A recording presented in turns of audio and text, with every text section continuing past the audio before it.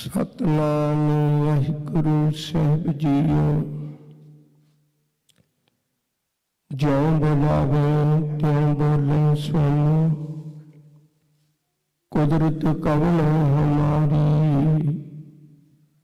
साध संग नानक जस गायो, जो प्रभ की अत प्यारी। साध संग नानक जस गायो, जो प्रभ की अत प्यारी। गुरु सवारियो जी, प्यार नाल आखो वाहिगुरु जी का खालसा, वाहिगुरु जी की फतेह। सिक्खी सरबत दा भला चाहती है। भला करन दे तरीके कई हो सकते हैं। जिस पक्षों भी कदे मनुखता नूं लुटिया जाता है, सिक्खी उत्थे पहरेदार बन के ते उस लुट नूं हटाउंदी नहीं, बल्कि भला मंगदी है। अज उन्हां सारे पक्षां विचों एक पक्ष यह भी है कि जिहड़े गुरु नानक साहब जी के वेले तो उस तो भी पहला राजे शेर मुकदम कुत्ते जायज गायन बैठे सुते, जां कल काती राजे कसाई धर्म पंख कर उड़ रहा। जदों राजे कसाई बन के मनुखता का लहू पीण लगे तो सिक्खी सरबत के भले की कामना करती है। इन्हें उत्थे खलो के पहरा दिता। सब तो पहला उन्होंने वक्त के आए हुए हाकमां नूं समझाया, वक्त के हाकमां नूं समझाया, तू बाबर नहीं, तू जाबर है। मैं गल्लां लंबियां नहीं कर सकनियां।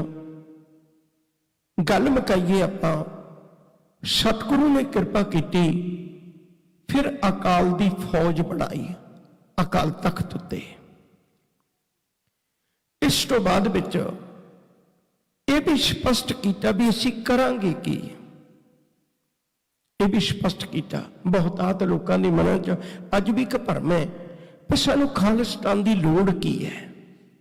आम बंदे नूं इस गल का नहीं पता, क्योंकि विचारधारा नूं नहीं पढ़ता, वो नहीं जानता इस गल नूं। मैं बेनती करनी चाहना, 6वें पातशाह तो बाद 10वें पातशाह ने सिख के जीवन विच 3 गल्लां प्रतख तौर पर भर दित्तियां। प्रतख तौर पर 3 गल्लां भर दित्तियां। नंबर 1, तू अज तो बाद अकाल पुरख की फौज का सिपाही है। दूजी गल, जिथे किते लोड़ पवे तू डटना है अपने जीवन विच। सूरा सो पहचानी है, जो लड़े दीन के हेठ, पुरजा पुरजा कट मरे, कबू न छाटे खेट।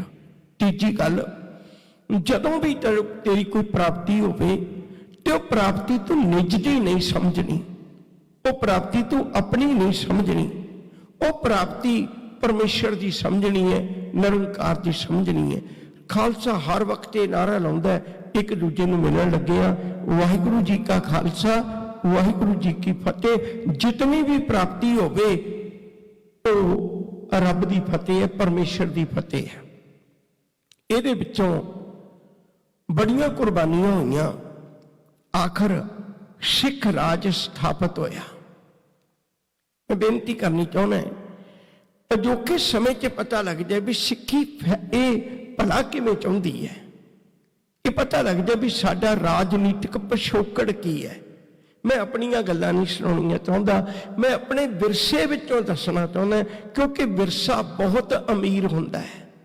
विरसा कुछ लोगों दीयां जिंदगियां ते खून नाल खेड के बनिया हुंदा है। मैं अपने विरसे तो गल सुनाउणी चाहुंदा। पहली गल ये सुणावां, असीं एक बारी राज कीता है और साडे राज विच केवल सिख ही करिंदे नहीं सन। तुसीं कदे देखो इतिहास नूं पढ़ के, प्रेम सिंह होती मरदान ने बहुत वधिया किताबां लिखियां ने, तुहानूं वक्त मिले जरूर पढ़ियो जी। सोहण सिंह सीतल ने इस पक्ष च बहुत काम कीता है। ਜਿਹੜੀ ਬੇਨਤੀ ਕਰਨ ਲੱਗਾ ਸਾਂ।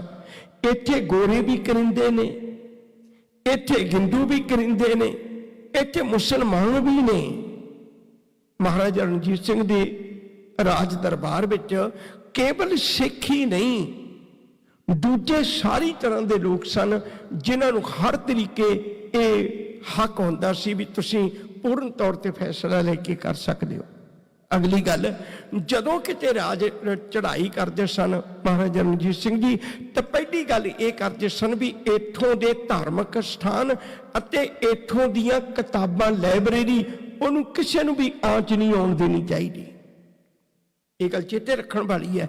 ਕਦੇ ਉਹਨਾਂ ਨੇ ਐਸਾ ਨਹੀਂ ਕੀਤਾ ਵੀ ਕਿਸੇ ਜਗ੍ਹਾ ਦਾ ਪੁਸਤਕਾਲਿਆ ਸਾੜ ਦਿੱਤਾ ਹੋਵੇ, ਲਾਇਬ੍ਰੇਰੀ ਸਾੜ ਦਿੱਤੀ ਹੋਵੇ। ਅਗਲੀ ਗੱਲ, ਮਹਾਰਾਜਾ ਰਣਜੀਤ ਸਿੰਘ ਦਾ ਰਾਜ ਇੱਕ ਇਹੋ ਜਿਹਾ ਰਾਜ ਹੈ ਜਿਸ ਰਾਜ ਵਿੱਚ ਕਦੇ ਕਿਸੇ ਨੂੰ ਮੌਤ ਦੀ ਸਜ਼ਾ ਨਹੀਂ ਦਿੱਤੀ ਗਈ।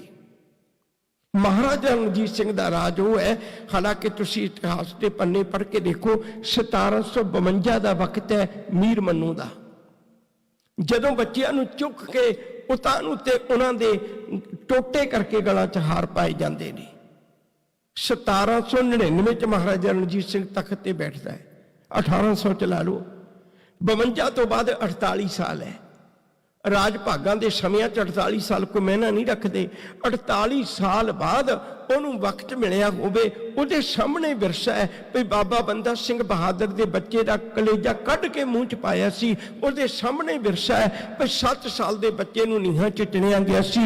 ਉਹਦੇ ਸਾਹਮਣੇ ਵਿਰਸਾ ਹੈ ਵੀ ਕਿਵੇਂ ਬੱਚਿਆਂ ਨੂੰ ਟੋਟੇ ਕਰਾ ਕੇ ਗਲਾਂ 'ਚ ਹਾਰ ਪਾਏ ਗਏ ਸੀ। ਪਰ ਮਹਾਰਾਜਾ ਰਣਜੀਤ ਸਿੰਘ ਨੇ ਕਿਸੇ ਇੱਕ ਬੱਚੇ ਨੂੰ ਵੀ ਸਜ਼ਾ ਨਹੀਂ ਦਿੱਤੀ। ਜੇ ਕੋਈ ਬੱਚਾ ਅਚਾਨਕ ਉਹ ਪੱਥਰ ਮਾਰਦਾ ਬੇਰੀ ਦੇ ਵੱਜ ਜਾਏ ਮਹਾਰਾਜਾ ਰਣਜੀਤ ਸਿੰਘ ਦੇ, ਤੇ ਉਹਨੂੰ ਪੁੱਛਦਾ, ਬੱਚੇ ਤੂੰ ਮੇਰੇ ਪੱਥਰ ਕਿਉਂ ਮਾਰਿਆ? ਉਹ ਕਹਿੰਦਾ ਮੈਂ ਤੇਰੇ ਨਹੀਂ ਮਾਰਿਆ, ਮੈਨੂੰ ਕੀ ਪਤਾ ਸੀ, ਮੈਂ ਤਾਂ ਬੇਰੀ ਦੇ ਰੋਜ਼ ਪੱਥਰ ਮਾਰਨੇ, ਤੇ ਬੇਰੀ ਮੈਨੂੰ ਕਦੇ ਸਜ਼ਾ ਨਹੀਂ ਦਿੰਦੀ, ਬੇਰੀ ਤੇ ਮੈਨੂੰ ਬੇਰ ਦਿੰਦੀ ਹੈ। ਮਹਾਰਾਜਾ ਰਣਜੀਤ ਸਿੰਘ ਨੇ ਆਖਿਆ ਇਹਦੀ ਝੋਲੀ ਭਰ ਦਿਓ ਮੋਹਰਾਂ ਦੇ ਨਾਲ, ਬੇਰੀ ਦੇ ਬੱਟੇ ਮਾਰੇ ਤੇ ਬੇਰ ਦਿੰਦੀ ਹੈ। ਮਹਾਰਾਜਾ ਰਣਜੀਤ ਸਿੰਘ ਦੇ ਬੱਟਾ ਵੱਜੇ ਤੇ ਉਹ ਸਜ਼ਾ ਨਾ ਦੇਵੇ, ਇਹ ਉਹਦਾ ਵਿਹਾਰ ਸੀ। ਇੱਕ ਬਾਪੂ ਖੜਾ ਰੋ ਰਿਹਾ ਹੈ, ਉਹਦੇ ਨਾਲ ਉਹਦਾ ਪੁੱਤਰ ਹੈ, ਅੱਖਾਂ ਪੂੰਝੀਆਂ ਕਿਸੇ ਨੌਜਵਾਨ ਨੇ ਜਾ ਕੇ, ਬਾਪੂ ਰੋਂਦਾ ਕਿਉਂ ਹੈ? ਕਹਿੰਦੇ ਪੁੱਤ ਮਰ ਗਿਆ ਜਵਾਨ, ਪਰ ਉਦੋਂ ਨਹੀਂ ਮੈਨੂੰ ਉਹਦਾ ਦੁੱਖ ਲੱਗਾ, ਅੱਜ ਮੈਨੂੰ ਬਹੁਤ ਦੁੱਖ ਲੱਗਾ ਹੈ। ਆਉਣਾ ਜਾਣਾ ਸੰਸਾਰ ਦੀ ਕਾਰ ਹੈ। ਕਹਿੰਦੀ ਅੱਜ ਕਿਉਂ ਦੁੱਖ ਲੱਗਾ? ਕਹਿੰਦੀ ਸਾਡੇ ਘਰ ਦਾਣੇ ਨਹੀਂ। ਮਹਾਰਾਜਾ ਰਣਜੀਤ ਸਿੰਘ ਨੇ ਐਲਾਨ ਕੀਤਾ ਕੋਈ ਜਿੰਨੇ ਚੁੱਕ ਕੇ ਲਿਜਾ ਸਕਦਾ ਲੈ ਜਾਏ। ਮੈਂ ਪਰਿਵਾਰ ਦੀਆਂ ਜ਼ਿੰਮੇਵਾਰੀਆਂ ਨੂੰ ਦੇਖ ਕੇ ਪੰਡ ਭਾਰੀ ਪਾ ਲਈ, ਹੁਣ ਮੇਰੇ ਕੋਲ ਚੁੱਕੀ ਨਹੀਂ ਜਾਂਦੀ, ਤੇ ਮੇਰਾ ਪੁੱਤ ਹੁੰਦਾ ਤੇ ਅੱਜ ਉਹ ਪੰਡ ਚੁੱਕ ਕੇ ਲੈ ਕੇ ਜਾਂਦਾ, ਮੇਰਾ ਲੱਕ ਟੁੱਟ ਗਿਆ ਅੱਜ। ਮਹਾਰਾਜਾ ਰਣਜੀਤ ਸਿੰਘ ਨੇ ਉਸੇ ਵੇਲੇ ਇੱਕ ਗੱਲ ਕਹੀ, ਕਹਿਣ ਲੱਗੇ ਮੈਨੂੰ ਚੁਕਵਾ। ਪੰਡ ਛੱਡ ਕੇ ਘਰੇ ਜਦੋਂ ਵਾਪਸ ਤੁਰਨ ਲੱਗਾ, ਬਾਂਹ ਪਕੜ ਲਈ, ਕਹਿਣ ਲੱਗੇ ਵਾਰ-ਵਾਰ ਬਾਪੂ ਕਹਿਣ ਵਾਲੇ ਆ, ਇੱਕ ਵਾਰੀ ਸੀਨੇ ਲਾ ਕੇ ਆਪਣਾ ਮੂੰਹ ਦਿਖਾ ਕੇ ਜਾ, ਮੈਨੂੰ ਤੂੰ ਕੌਣ ਹੈ? ਜਦੋਂ ਸੀਨੇ ਲਾ ਕੇ ਚਿਹਰੇ ਤੋਂ ਕੱਪੜਾ ਉਤਾਰਿਆ ਮਹਾਰਾਜਾ ਰਣਜੀਤ ਸਿੰਘ ਪੈਰੀਂ ਡਿੱਗ ਪਿਆ। ਬਜ਼ੁਰਗ ਕਹਿਣ ਲੱਗੇ ਇਹੋ ਜਿਹਾ ਰਾਜ ਹੁੰਦਾ ਹੈ। ਇਹ ਰਾਜ ਰਾਜਨੀਤਿਕ ਪੱਖੋਂ ਨਹੀਂ ਆਇਆ, ਇਹ ਰਾਜ ਗੁਰੂ ਗ੍ਰੰਥ ਸਾਹਿਬ ਦੀ ਵਿਚਾਰਧਾਰਾ ਵਿੱਚੋਂ ਨਿਕਲਿਆ। ਗੁਰੂ ਗ੍ਰੰਥ ਸਾਹਿਬ ਦੀ ਵਿਚਾਰਧਾਰਾ ਕੀ ਹੈ? ਕਿਸੇ ਵੇਲੇ ਟੈਗੋਰ ਨੂੰ ਕਿਸੇ ਨੇ ਗੱਲ ਕਹੀ ਸੀ, ਕਹਿਣ ਲੱਗੇ ਭਲਿਆ ਤੂੰ ਦੇਸ਼ ਦਾ ਰਾਸ਼ਟਰੀ ਗੀਤ ਲਿਖਿਆ ਹੈ, ਸ਼ਾਇਦ ਤੁਹਾਨੂੰ ਯਾਦ ਹੋਵੇਗਾ, ਜਨ ਗਨ ਮਨ, ਇਹ ਟੈਗੋਰ ਦਾ ਲਿਖਿਆ ਹੋਇਆ। ਤੂੰ ਟੈਗੋਰ ਨੇ ਇੱਕ ਰਾਸ਼ਟਰੀ ਗੀਤ ਲਿਖਿਆ ਹੈ, ਪਰ ਜੇ ਤੂੰ ਵਿਸ਼ਵ ਦਾ ਰਾਸ਼ਟਰੀ ਗੀਤ ਲਿਖਣਾ ਹੋਵੇ ਤੇ ਤੈਨੂੰ ਕੀ ਲਿਖਣਾ ਚਾਹੀਦਾ ਹੈ? ਕੀ ਲਿਖੇਗਾ? ਉਹ ਕਹਿਣ ਲੱਗਿਆ ਵਿਸ਼ਵ ਦਾ ਨਾ ਸੰਵਿਧਾਨ ਲਿਖਣ ਦੀ ਲੋੜ ਹੈ, ਨਾ ਵਿਸ਼ਵ ਦਾ ਇਹ ਰਾਸ਼ਟਰੀ ਗੀਤ ਲਿਖਣ ਦੀ ਲੋੜ ਹੈ। ਉਹ ਦੋਵੇਂ ਗੁਰੂ ਗ੍ਰੰਥ ਸਾਹਿਬ ਦੀ ਪਾਵਨ ਬਾਣੀ ਵਿੱਚ ਅੰਕਿਤ ਨੇ। ਗੁਰੂ ਗ੍ਰੰਥ ਸਾਹਿਬ ਦੀ ਪਾਵਨ ਬਾਣੀ ਵਿੱਚ ਰਾਸ਼ਟਰੀ ਗੀਤ ਅੰਕਿਤ ਹੈ, ਗਗਨ ਮੈਂ ਥਾਲ ਰਵ ਚੰਦ ਦੀਪਕ ਬਨੇ ਤਾਰਕਾ ਮੰਡਲ ਜਨਕ ਮੋਤੀ। ਤੇ ਇਹ ਰਾਸ਼ਟਰੀ ਗੀਤ ਹੋਵੇਗਾ ਜਦੋਂ ਵਿਸ਼ਵ ਇੱਕ ਹੋ ਜਾਏਗਾ। ਤੇ ਦੂਜੀ ਗੱਲ ਹੈ, ਜਿਹੜਾ ਵਿਸ਼ਵ ਦਾ ਸੰਵਿਧਾਨ ਹੋਵੇਗਾ ਉਹ ਹੋਵੇਗਾ ਬੇਗਮਪੁਰਾ ਸ਼ਹਿਰ ਕੋ ਨਾਓ, ਦੁੱਖ ਅੰਦੋ ਨਹੀਂ ਤੇ ਠਾਓ, ਨਾ ਤਸਵੀਸ ਖਰਾਜ ਨਾ ਮਾਲ, ਖੌਫ ਨਾ ਖਤਾ ਨਾ ਤਰਸ ਜਵਾਲ। ਮੈਂ ਕਈ ਉਦਾਹਰਨਾਂ ਦੇਣੀਆਂ ਚਾਹੁੰਦਾ, ਫਿਰ ਮੈਂ ਅੱਜ ਦੇ ਸਮੇਂ ਤੇ ਆਉਣਾ ਚਾਹੁੰਦਾ, ਤਵੱਜੋ ਦੇ ਕੇ ਸਮਝਿਓ। ਦੂਜੀ ਬੇਨਤੀ ਕਰਨੀ ਚਾਹੁੰਦਾ, ਕਿਸੇ ਵੇਲੇ ਮਹਾਰਾਜਾ ਰਣਜੀਤ ਸਿੰਘ ਦੇ ਵੇਲੇ ਉਹਨੇ ਕਸ਼ਮੀਰ ਦੀ ਧਰਤੀ ਦੇ ਉੱਤੇ ਹਰੀ ਸਿੰਘ ਨਲੂਗੇ ਨੂੰ ਭੇਜਿਆ, ਭਈ ਉੱਥੇ ਜਾ ਕੇ ਤੇ ਪ੍ਰਬੰਧ ਕਰ। ਹਰੀ ਸਿੰਘ ਨਲੂਗਾ ਕਸ਼ਮੀਰ ਦੀ ਧਰਤੀ ਤੇ ਗਵਰਨਰ ਬਣਿਆ। ਜਦੋਂ ਗਵਰਨਰ ਬਣਿਆ ਤੇ ਕੁਝ ਲੋਕਾਂ ਨੂੰ ਪਕੜ ਕੇ ਤੇ ਗਰੀਬਾਂ ਜਿਹਾਂ ਨੂੰ ਲੈ ਕੇ ਆ ਗਏ। ਕਹਿਣ ਲੱਗੇ ਇਹਨਾਂ ਕੋਲ ਸਮਾਨ ਚੁਕਾਓ, ਤੁਸੀਂ ਕਿਉਂ ਚੁੱਕਣਾ ਹੈ? ਕਹਿਣ ਲੱਗੇ ਕੌਣ ਨੇ? ਕਹਿਣ ਲੱਗੇ ਵਿਗਾਰ ਕਰਨ ਵਾਲੇ ਨੇ। ਉਹ ਕਹਿੰਦਾ ਵਿਗਾਰ ਕੀ ਹੁੰਦੀ ਹੈ? ਕਹਿੰਦੇ ਵਿਗਾਰ ਹੁੰਦੀ ਵੀ ਜਿਹੜੇ ਵੀ ਰਾਜੇ ਮਹਾਰਾਜੇ ਇੱਥੇ ਆਉਂਦੇ ਸਨ ਉਹ ਕਿਸੇ ਗਰੀਬ ਨੂੰ ਪਕੜ ਕੇ ਜਿਹਦੇ ਕੋਲ ਮਰਜ਼ੀ ਕੰਮ 10 ਦਿਨ ਕਰਵਾ ਲੈਣ, 20 ਦਿਨ ਕਰਵਾ ਲੈਣ, ਉਹਦਾ ਜੀ ਕਰਦਾ ਰੋਟੀ ਦੇ ਦੇਣ, ਜੀ ਕਰਦਾ ਨਾ ਦੇਣ, ਝਿੜਕ ਕੇ ਤੋੜ ਦੇਣ। ਇਹ ਵਿਗਾਰ ਹੀ ਹੁੰਦੇ ਨੇ। ਹਰੀ ਸਿੰਘ ਨਲੂਏ ਨੇ ਅਗਰ ਕਸ਼ਮੀਰ ਦੀ ਧਰਤੀ ਤੇ ਵਿਗਾਰ ਅੱਜ ਤੱਕ ਬੰਦ ਹੈ, ਇਹ ਹਰੀ ਸਿੰਘ ਨਲੂਏ ਦੀ ਬੰਦ ਕੀਤੀ ਹੋਈ ਹੈ। ਯਾਦ ਰੱਖਣ ਯੋਗ ਬਾਤ ਹੈ। ਸਾਡਾ ਵਿਰਸਾ ਬੜਾ ਕੀਮਤੀ ਸੀ। ਉਹ ਕਹਿਣ ਲੱਗਿਆ ਸਭ ਨੂੰ ਜਿਉਣ ਦਾ ਹੱਕ ਹੈ, ਕੋਈ ਕਿਸੇ ਦੀ ਵਿਗਾਰ ਕਿਉਂ ਕਰੇ। ਅੱਜ ਤੋਂ ਬਾਅਦ ਸਭ ਨੂੰ ਐਲਾਨ ਹੈ, ਜਿਹੜਾ ਜਿਹਦੇ ਕੋਲ ਕੰਮ ਕਰਵਾਏਗਾ ਉਹਨੂੰ ਮਜ਼ਦੂਰੀ ਦੇਵੇਗਾ। ਕਸ਼ਮੀਰ ਦੇ ਇਤਿਹਾਸ ਵਿੱਚ ਅਗਰ ਵਿਗਾਰ ਬੰਦ ਹੋਈ ਸੀ, ਹਰੀ ਸਿੰਘ ਨਲੂਏ ਦੇ ਕਰਿਆ ਹੋਇਆ ਬੰਦ ਹੋਈ ਸੀ। ਔਰ ਦੂਜੀ ਗੱਲ ਹੈ, ਅਕਬਰ ਬਾਦਸ਼ਾਹ ਨੇ ਟੈਕਸ ਮਾਫ ਕਰ ਦਿੱਤੇ ਸਨ। ਉਹ ਅਕਬਰ ਬਾਦਸ਼ਾਹ ਦੇ ਟੈਕਸ ਮਾਫ ਕੀਤੇ ਹੋਏ ਔਰੰਗਜ਼ੇਬ ਨੇ ਫਿਰ ਦੁਬਾਰੇ ਲਾ ਦਿੱਤੇ। ਔਰੰਗਜ਼ੇਬ ਦੇ ਦੁਬਾਰੇ ਲਾਏ ਹੋਏ ਟੈਕਸ ਅਗਰ ਕਸ਼ਮੀਰ ਦੀ ਧਰਤੀ ਤੇ ਬੰਦ ਕੀਤੇ ਸਨ ਤਾਂ ਹਰੀ ਸਿੰਘ ਨਲੂਏ ਨੇ ਬੰਦ ਕੀਤੇ ਸਨ। ਸਾਡਾ ਇਹ ਰਾਜ ਹੈ, ਸਾਡਾ ਇਹ ਰਾਜ ਹੈ ਜਿੱਥੇ ਕਿਸੇ ਨੂੰ ਮੌਤ ਦੀ ਸਜ਼ਾ ਨਹੀਂ ਮਿਲਦੀ। ਸਾਡਾ ਇਹ ਰਾਜ ਹੈ ਜਿੱਥੇ ਹਰ ਇੱਕ ਨੂੰ ਰੋਟੀ ਮਿਲਦੀ ਹੈ। ਸਾਡਾ ਇਹ ਰਾਜ ਹੈ ਜਿੱਥੇ ਸਭ ਦਾ ਭਲਾ ਮੰਗਿਆ ਜਾਂਦਾ ਹੈ। ਸਾਡਾ ਇਹ ਰਾਜ ਹੈ ਜਿੱਥੇ ਬੇਗਮਪੁਰੇ ਦੀ ਗੱਲ ਕਰਨੀ ਚਾਹੁੰਦਾ ਹੈ। ਇਹ ਦੱਸਣਾ ਚਾਹੁੰਦਾ ਵੀ ਸਾਨੂੰ ਕਿਉਂ ਖਾਲਿਸਤਾਨ ਦੀ ਲੋੜ ਹੈ। ਅਗਲੀ ਗੱਲ ਕਰਾਂ, ਤੁਹਾਨੂੰ ਵਕਤ ਮਿਲਿਆ ਤੁਸੀਂ ਕਦੇ ਪੜ੍ਹ ਕੇ ਦੇਖਿਓ। ਅਹਿਮਦ ਸ਼ਾਹ ਅਬਦਾਲੀ ਦੇ ਬੜੇ ਲੰਮੇ ਹਮਲੇ ਨੇ, ਬਹੁਤ ਲੰਮੇਰਾ ਸਮਾਂ। ਜਦੋਂ ਦਾ 8ਵਾਂ ਹਮਲਾ ਹੋਇਆ, ਉਹਨੇ 8ਵਾਂ ਹਮਲਾ ਕੀਤਾ ਕਿਉਂਕਿ ਉਹ ਵਿਦੇਸ਼ੀ ਸੀ।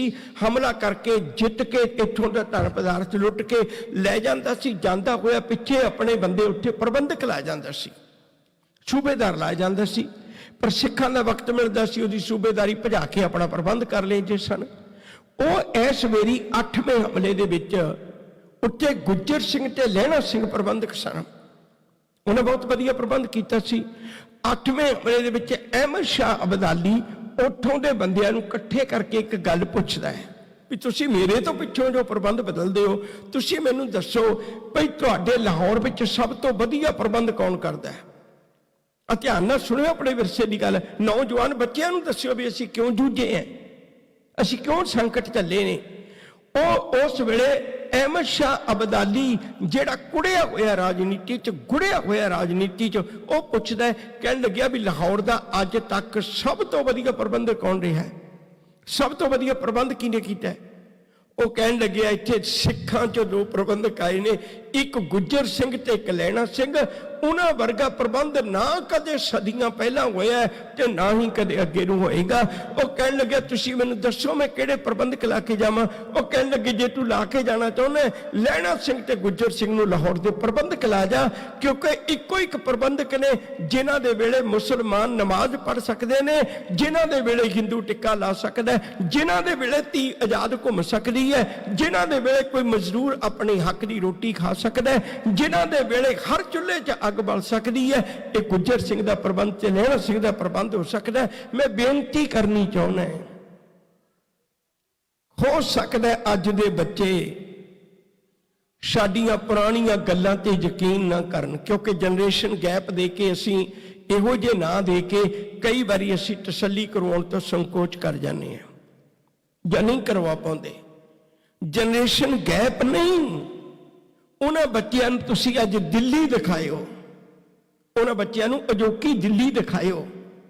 ਇੱਕ ਪਾਸੇ ਦਿੱਲੀ ਦਾ ਉਹ ਪ੍ਰਬੰਧ ਹੈ, ਜਦੋਂ ਸਾਡੇ ਇਤਿਹਾਸ ਦੇ 4 ਪੰਨੇ ਦਲ ਕੇ ਦੇਖੋ ਤਾਂ ਉਹ ਇਤਿਹਾਸ ਕਹਿੰਦਾ ਹੈ ਵੀ ਕਿਸੇ ਵੇਲੇ ਦਿੱਲੀ ਵਿੱਚ ਸਿੱਖ ਨੂੰ ਇੰਨਾ ਲੁੱਟਿਆ ਕੁੱਟਿਆ ਗਿਆ ਸੀ ਤੇ ਉਹਦਾ ਨਾਂ ਦਿੱਤਾ ਸੀ ਵੀ ਜਦੋਂ ਵੱਡਾ ਕੋਈ ਦਰਖਤ ਡਿੱਗਦਾ ਹੈ ਤਾਂ ਉਦੋਂ ਧਰਤੀ ਹਿੱਲਦੀ ਹੈ। ਮੈਂ ਬਹੁਤ ਵਾਰੀ ਬੇਨਤੀ ਕਰਨਾ, ਧਰਤੀ ਹਿੱਲਦੀ ਹੈ ਤੇ ਸਭਨਾਂ ਦੇ ਘਰਾਂ ਲਈ ਹਿੱਲਦੀ ਹੈ, ਕੇਵਲ ਇੱਕੋ ਤਰ੍ਹਾਂ ਦੇ ਲੋਕਾਂ ਲਈ ਨਹੀਂ ਹਿੱਲਦੀ। ਤੁਸੀਂ ਦੇਖਿਆ ਧਰਤੀ ਹਿੱਲੇ ਤੇ ਕੇਵਲ ਇੱਕੋ ਹੀ ਤਰ੍ਹਾਂ ਦੇ ਦਰਖਤ ਡਿੱਗਣ, ਬਾਕੀ ਨਾ ਡਿੱਗਣ। ਕੱਲੇ ਸਿੱਖਾਂ ਦੇ ਘਰ ਕਿਉਂ ਸਾੜੇ ਗਏ, ਕੱਲੇ ਸਿੱਖਾਂ ਦੇ ਟਾਇਰ ਕਿਉਂ ਪਾਏ ਗਏ। ਖੈਰ फिर असी भुल गए उस दिल्ली जिन्हें सानू जालिया, वो दिल्ली जिन्हें पहला भी दयाले नू जालिया, वो दिल्ली जिन्हें पहला भी मती दास का सिर चीरिया, वो दिल्ली जिन्हें पहला भी भाई सती दास नू रूह नाल बन के शहीद किया सी। असी उहनू फिर दोबारे अपनियां शहादतां समझ के विरसे च जोड़ लिया। पर जदों अज दिल्ली नू लोड़ पई ते किसी सिख ने एक बारी भी ना कहा भई वो लंगर ना छकण आयो जिहड़े कल दिल्ली च साड़दे सी। उन्हें फिर दोबारे कहा आओ सारे ही अज फिर आप कट्ठे होके बैठने हैं। उत्थे अज भी सारे बड़े मान दे नाल हर कोई बंदा आज़ादी नाल, नौजवान बच्चियां आज़ादी नाल घुम सकदियां ने। यह ओ प्रबंध सी जदों बच्चियां दे, ओ मेरे शब्द वरतने नहीं चाहुंदा, बहुती बारी तुसीं इशारे समझ लियो, जदों बच्चियां दे निक्की निक्की उम्र वालियां बच्चियां दे इन्ने ज्यादा कहर किए जाते सन, पत लुट के बसां दे विचों सिंगापुर जाके इलाज करवाउंदियां ने, इतिहास दे अखर कंब उठते ने। ओही बच्चियां अज दिल्ली च कह रही ने भी अगर सुख का साह आउंदा है ते सिखां दे वेले आया। मैं कहना इतों भी अगे गल चली जाए, लंगर प्रशादे पानी तक कई लाउण लग पे। कदे किसी ने देखिया किसी दे राज विच ऑक्सीजन का लंगर लग्या होवे? जदों सरकारां भी हथ खड़ियां कर गईयां, ओ राजे जेड़े कल काती राजे कसाई बन के बैठे हुए ने, उन्हां दे मुकाबले विच समुचे देश दे खातर, समुचे किसान दी खातर, समुची जमीन दी खातर, समुचे मानवता दे हक्कां दी खातर कोई लड़ रहा होवे, ओए असीं दिल्ली दे बसिंदे नहीं, बसिंदे तो असी पंजाब दे सां, दिल्ली च तो बैठे हैं। दिल्ली च परदेसी होके भी उतों दे लोकां नूं ऑक्सीजन का लंगर ला के यही दसना चाहुंदे भलिओ, जे कल कदे खालिस्तान होवेगा ते किसी नूं ऑक्सीजन खातर नहीं मरना पवेगा, किसी नूं हस्पताल च नहीं मरना पवेगा, किसी नूं किसी कर्म करके नहीं मरना पवेगा, किसी धी भैन की पत नहीं लुटी जाएगी। उत्थे इहो जिहा राज होवेगा जिथे महाराजा रणजीत सिंह दे राज वांगू हर एक नूं बनदे हक दिते जाणगे। अज उहदा ऐलाननामे दा दिन है। मेरी अरदास है कौम कोल कदे अपना घर होवे जिथे असीं समुची मानवता दे भले दी गल बैठ के सोच सकीए, जिथे हर कोई बंदा मान नाल जीव सके, कह सके गुरु नानक गुर तेरा चलाया होया नानक राज चलाया, सच कोट सतानी नीम दे, तू गहरी नी रख के जेड़ा राज चलाया उस राज विच सानू अज सुख दा साह आउंदा, समुची मानवता सुख दा साह लै सके। किसे बाप दे, किसे मां दे, किसे धी दे, किसे पुੱਤ दी अख विच अथरू ना होवे, सबना दे परिवारां विच सुखी होवे। जगत जलंदा रख ले अपनी कृपा धार, जित द्वारे उभरे चित्ते लियो उबार। सानू अपने विरसे तो जाणू होके संघर्षशील रहना चाहिए ताकि आने वाले समय च अपने सुपने साकार कर सकीए। भुलां दी खिमा प्यार नाल आखो जी वाहिगुरू जी का खालसा वाहिगुरू जी की फतेह।